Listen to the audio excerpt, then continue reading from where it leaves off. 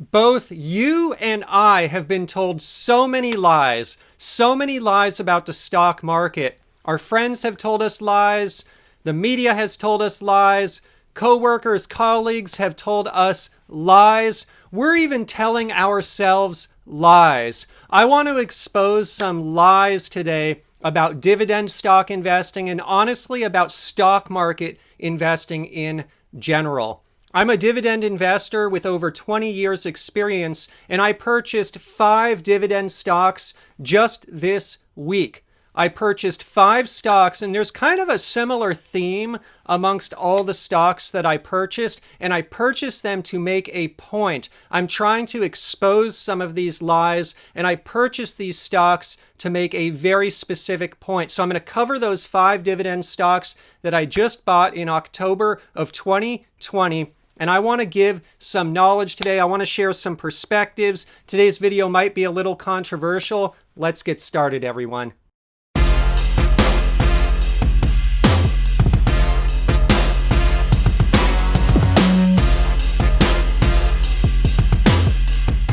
All right, so what are the stocks that I purchased this week?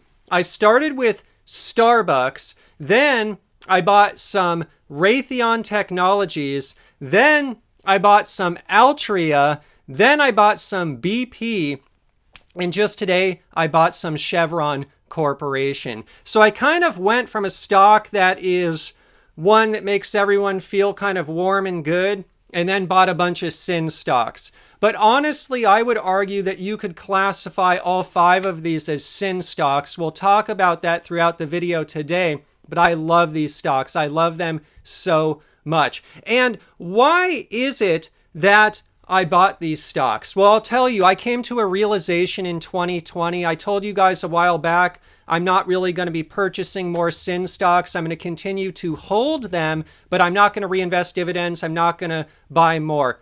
2020 has schooled me, and I've totally learned some lessons this year. And one of the big lessons that I learned is that the quote unquote sin stocks, they're not the real sin stocks. They are not the sin stocks. So the stocks that everyone tells you, these lies, hey, it's sinful, it's bad to buy these stocks, these actually aren't really the sin stocks. There are other stocks, quite frankly, that everyone feels warm and fuzzy about that I could argue are the sin stocks. And so I want to talk about that concept in the video today. And I want to talk about how my investing perspective has taken a turn this year. My philosophy has taken a turn, and it's a lot of the events that have come about in 2020 that has completely reframed how I look at our world, because it's exposed a lot. Now, before I do that, let me just share on the screen the sin stocks that I purchased. I want to go through them very quickly because it's been a very active week, and then I want to get into some knowledge. I want to get into some of that knowledge. So check it out, and what you see here is SBUX. Why did I buy SBUX? Well, I love Starbucks, and I love Starbucks so much. I don't know if any of you live this way, but when I go to bed at night, I actually start thinking when I go to bed about the coffee I'm going to drink in the morning. And now sometimes it's Starbucks coffee, sometimes it's not. These days, sometimes I'll go for 2 coffees a day. So I'll start out at home with the Costco cold brew, then I'll buy a Starbucks later in the day. But the fact of the matter is, get this. This is a company that makes coffee. It also creates experiences that bring people together at their cafes, although this year that is not possible with the pandemic. But basically, Starbucks, just keep in mind that the product they sell, I think about it very actively when I'm going to bed, and it gives me a reason to be excited about the next morning. Now, I don't know about you, but that sounds to me a lot like the types of products that Altria sells, quite frankly. And so what I'm just trying to say here is I'm trying to plant the seed that we don't live in a black or white world. There are shades of gray. Everything is nuanced. And all I'm saying is the stocks that people call sin stocks, are they really the sin stocks? Are other stocks not sin stocks? I don't really think so. That's the realization I came to. Anyways, I love Starbucks. I love what they do. I love their product. I always look forward to it. And it brings people together and gives them a third place to hang out when there's no pandemic. And so the next stock, but check it out on the screen. What you see is the metrics. It's not really favorable metrics. I'm paying a premium for this thing. I'm just buying it because I love it. I'd say the only favorable metric is the rate of dividend increase. They're just increasing that thing like crazy. And they are, because this thing is going to take over. Someone was asking me on Twitter, Ian, why do you like Starbucks so much? I'll tell you, one of the reasons I like it so much is the product that they sell, everyone loves, and it's socially acceptable. It's not a sin stock to consume their product, whereas the product that Altria sells, it is quote unquote a sin, and so it's not socially acceptable. I kind of look at Starbucks and other types of coffee houses, those types of companies, as the socially acceptable version of a company like Altria. It's just one way that I look at it. Anyways, I want to move on. So the next stock that I bought was Raytheon Technologies. This is a defense company. I love the fact that the forward PE next year is a 15. I love the starting dividend yield of 3.2%, and I love the low payout ratio. And so Raytheon Technologies, it's a defense company. Historically, I've been like, hey, I don't know about defense companies. I've been kind of on the fence about them, kind of out of them. But then I came into this company because I used to own United Tech, and it became Raytheon Technologies. And so now, whether I like it or not, I don't sell stocks. I kind of became a holder of a defense company that way.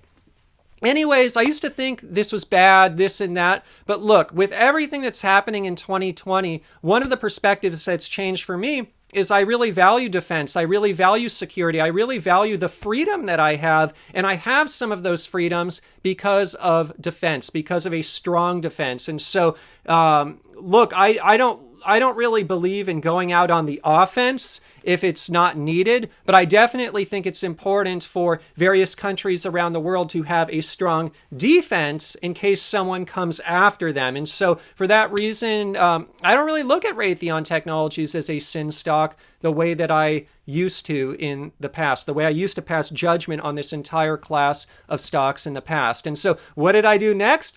I bought some Altria, so check it out on the screen. I bought Altria. I love it because the PE is under 10. This year a 9, next year an 8. I love the starting yield of 8.7%. I think the payout ratio is right around 80% where they want it, but next year it'll go down to 75, and so it gives them even more room to grow the dividend. And I love the dividend growth rate of 8.8% on average per year. So that's Altria. Let me move on next to BP and Chevron. BP has a forward PE next year of 9. That is if, there's a lot of volatility. So I think these projections are really hard for analysts to get right, but the analysts predict about a 9. Dividend yield is 7.5%. Chevron, 7.1% dividend yield, although most of the other metrics at Chevron look bad. The conclusion that I came to with oil is basically I'm either in or I'm out. I'm either in or out. And so I own oil stocks and never sell oil stocks. Look, these are trading at prices lower than I've ever seen before. Everyone believes they're going to go out of business. Everyone believes that there's no future for them. Everyone is just going against these stocks right now, saying that they're sin stocks, they're bad stocks, clean energy, that's the only way. It's in this kind of environment where I become a contrarian investor. I'm like, look, I already own it. I'm either in or out. I'm in. I add to it. I bought more. And so keep in mind, though, in the framework of my investing, these are all smaller tranches. I'm not going very big here. I'm not buying anything crazy. And so sometimes when I make a announcement on Twitter, like, hey, I bought BP, people think, oh my gosh, Ian, you changed your whole strategy. No, keep in mind, BP is a small portion of my portfolio. It plays a role. It plays a supporting role.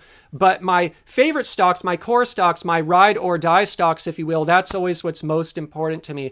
And so I just want to be careful because so many people jump to conclusions when I go all in on a week like this and go kind of crazy buying all the quote unquote sin stocks that they don't realize these are smaller tranches. These are mostly supporting positions in my portfolio, although I would say Starbucks, Raytheon are bigger positions. Starbucks is ride or die and Altria is up there, but oil's certainly supporting roles. So with that, I want to go into the next point of the video because I really want to dig down now into the philosophy and how I have learned a lot this year and how my mindset has changed because so many of you have been asking, Ian, what's going on? It seems like you changed your mind. And I did change my mind. So check it out on the screen right now. And what I want to share is, let's go back to Disney. I talked about Disney in my last video.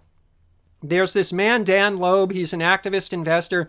His net worth is about $2.9 billion, although he manages $10+ billion in assets. The reason his net worth is so big against how many assets he manages is because these hedge funds, they take a big portion of the upside. I know in many cases they get like a 20% cut. So hedge funds are expensive. The man has done well.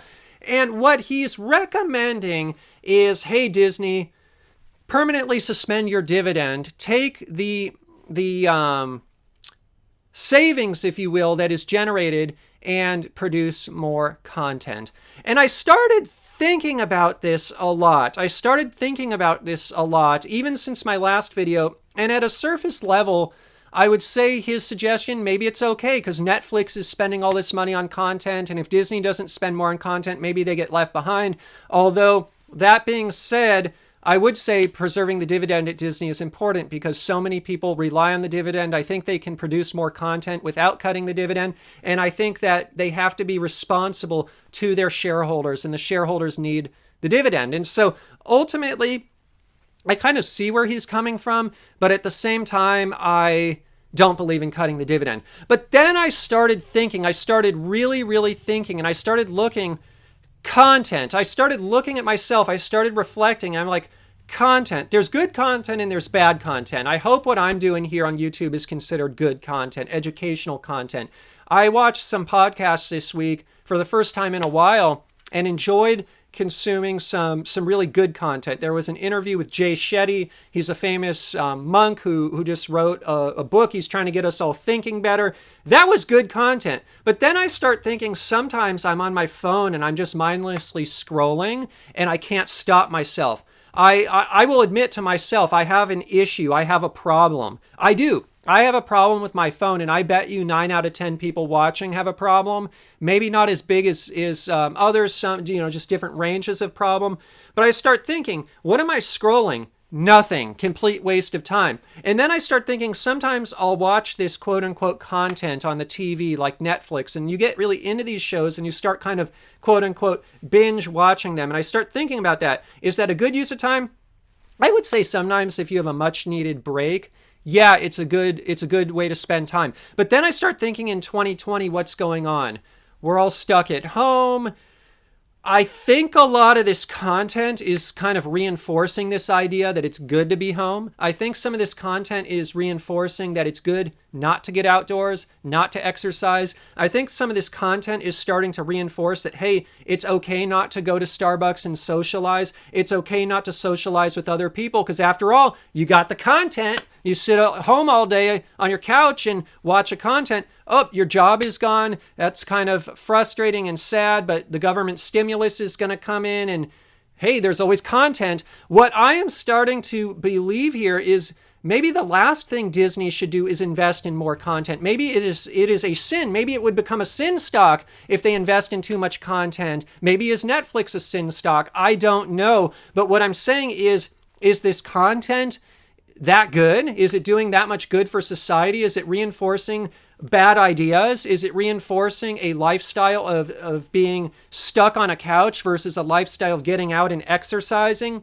Is that lifestyle of being isolated good? And so what I started realizing is, honestly, it is so hard to pass judgment. And what I found in 2020 is what I used to think were the sin stocks. What people told me, the lies they told me, Ian, how could you invest in that oil company? It's a sin stock. And I start thinking, but how could you invest in Netflix, which could be considered a sin stock? And would Disney become considered a sin stock? And so that's how things are changing for me. And that's how my perspective this year has gotten totally flipped around. I want to move on. I got to go quick because I got a lot of thoughts to cover. And so check out the next slide on the screen right now. I want to share some thoughts about California Proposition 15. And so Proposition 15, this is a proposition in California that would call for a split tax roll. And what it would mean is basically homeowners aren't affected, but commercial real estate is. And what the proposition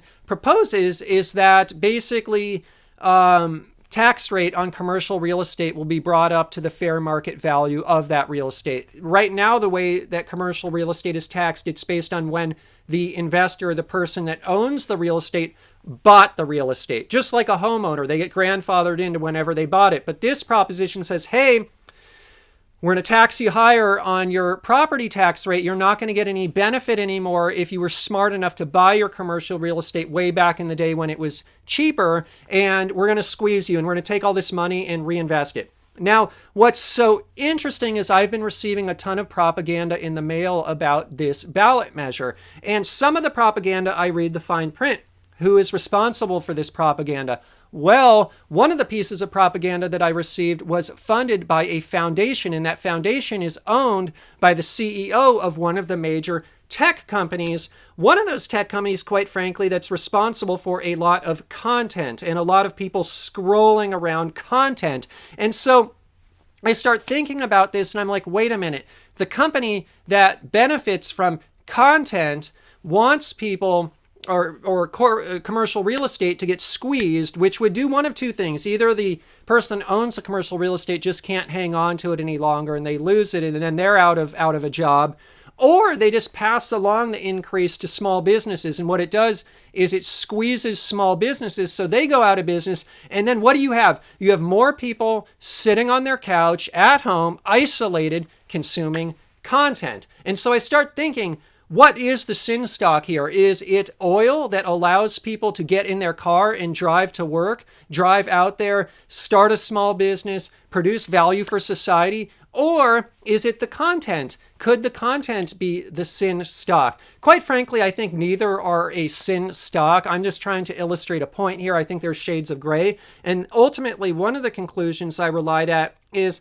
if you're going to judge something, is it a sin stock or not, it's probably better not to invest in the stock market at all, because any company out there in the world, or most of them at least, there's some way to pick it apart and say they're doing something wrong. There's some way to point the finger at them. I want to move on, drop some more knowledge. Check out the next slide on the screen right now. There's this political thing that's going on right now with oil companies. And there's this Baltimore lawsuit. It's now been up-leveled to the Supreme Court, I believe.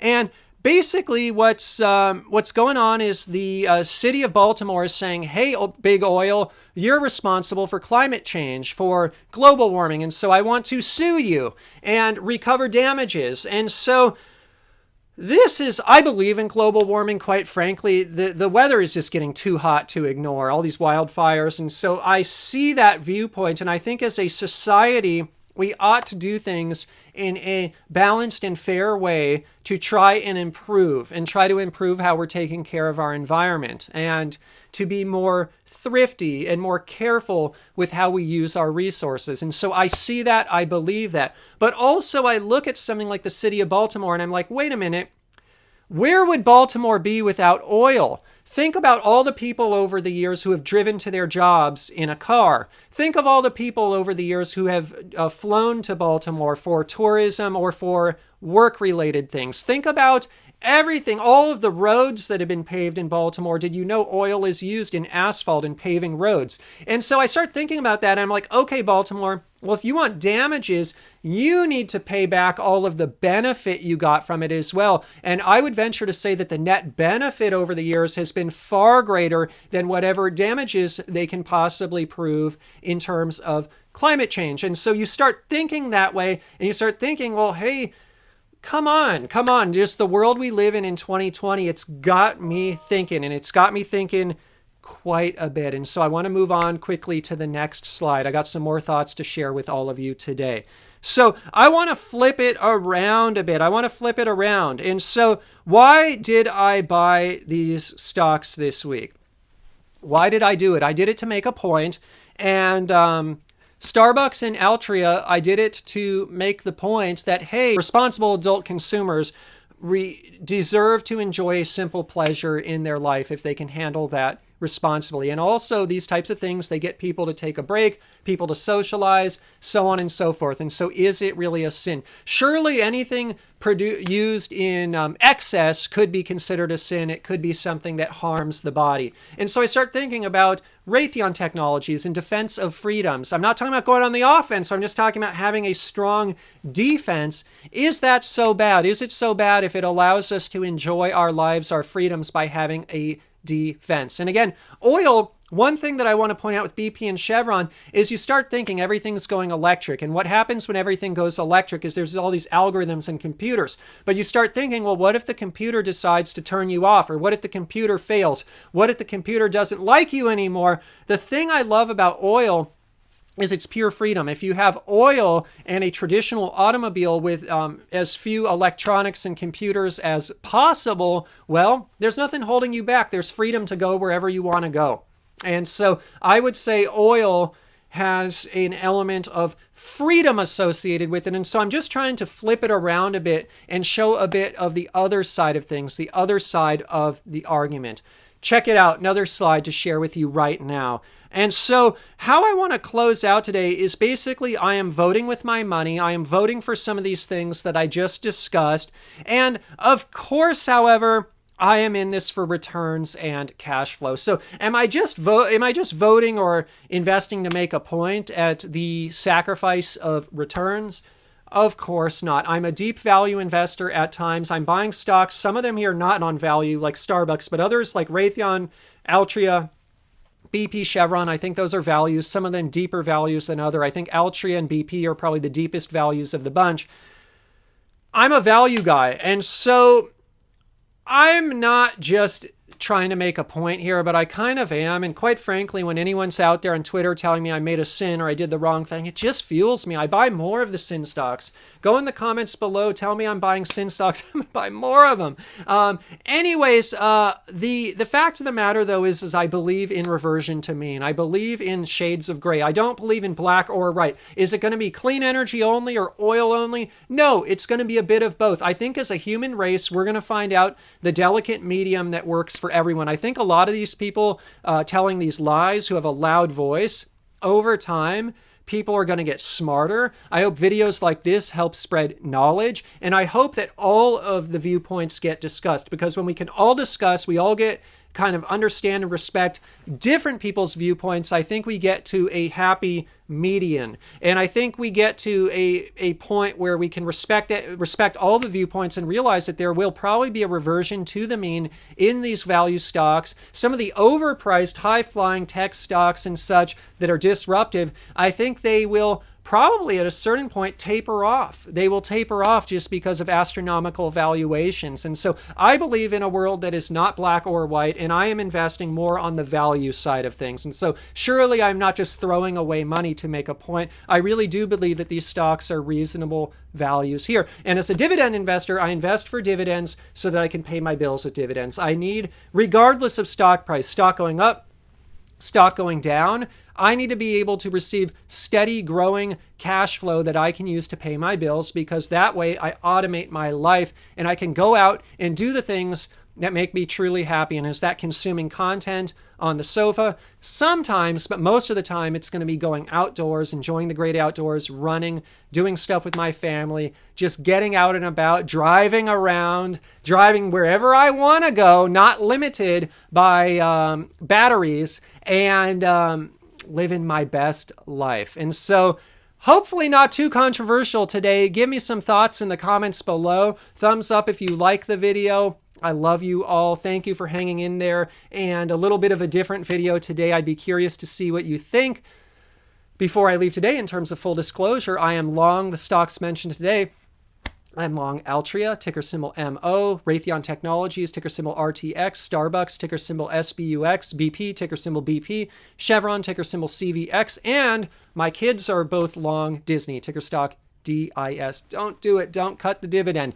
And in terms of a friendly disclaimer, today's video is not investment advice. I'm not a licensed investment advisor. Today's video is just for fun and entertainment. If you're going to go out and invest in the stock market or anywhere else, please consult a licensed financial advisor first. Some of the stocks especially mentioned today are a bit riskier than many things out there. And so I'm certainly taking on conscious risk. Personally, here in 2020, I'm trying to live God's plan just like Drake. And I'm trying to keep my mind open.